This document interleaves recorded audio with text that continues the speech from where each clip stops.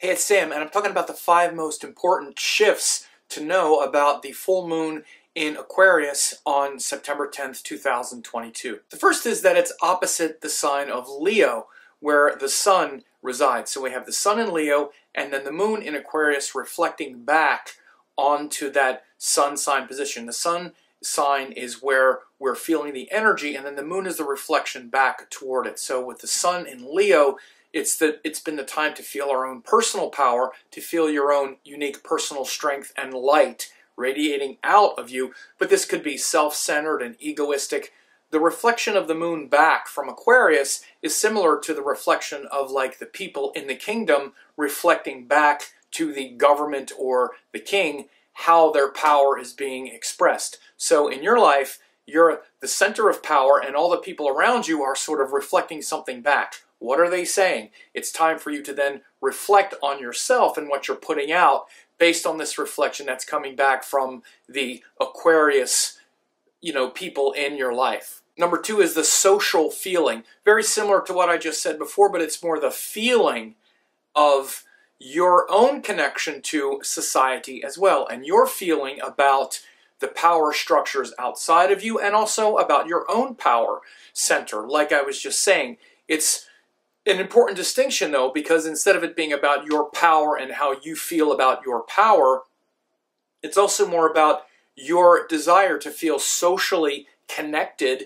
to the world, to society, and to notice this sense of duty and altruism and social causes and higher purposes. That's also an important part of all of our lives. It's not just about you and what you get and who you are. It's also you as part of the collective. Number 3, it's in Purva Bhadra Nakshatra. Now, once we begin the zodiac at the beginning, Ashwini and Aries at the beginning of the zodiac, then by the time we get to this last degrees of Aquarius, we have what's called Purva Bhadra Nakshatra. Now, this is ruled by a god called Aja Ekapada, which means one-footed goat.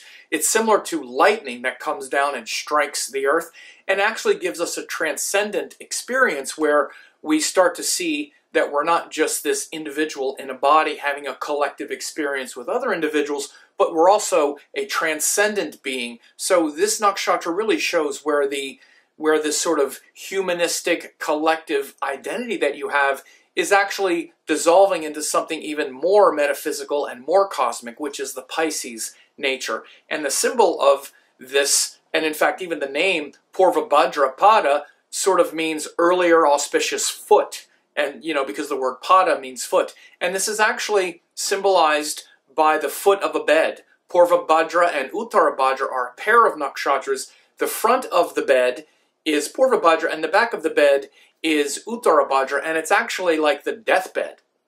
So a very powerful symbol here is like the deathbed. Now that might sound sort of ominous, but it's really the death of your ego.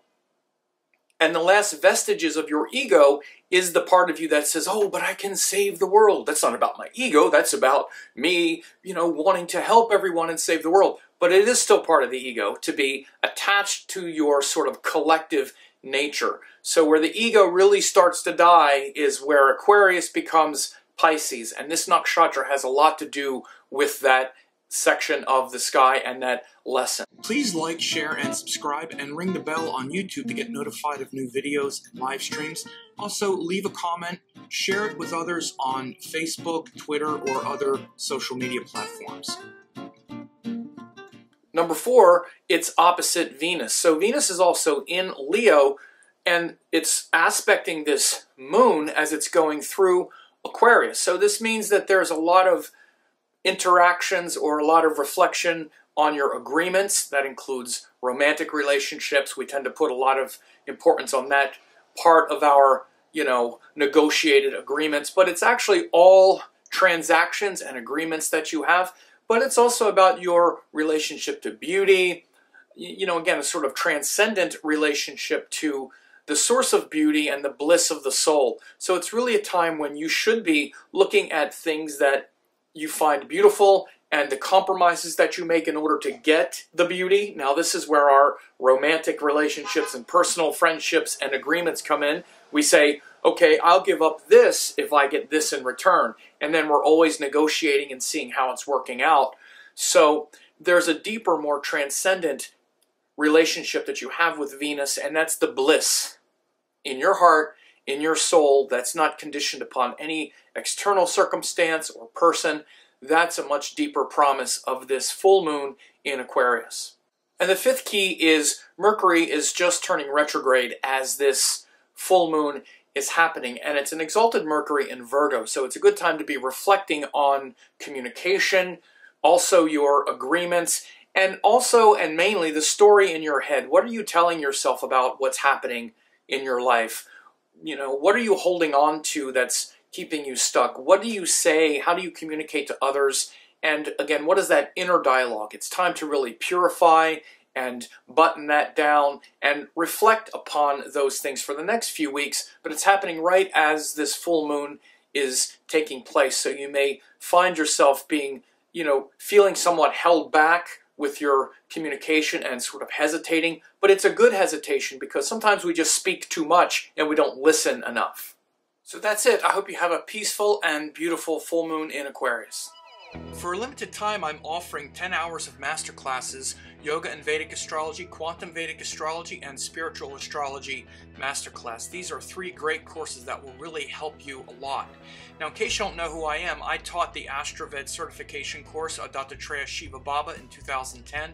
Ravi Shankar published my book in 2018.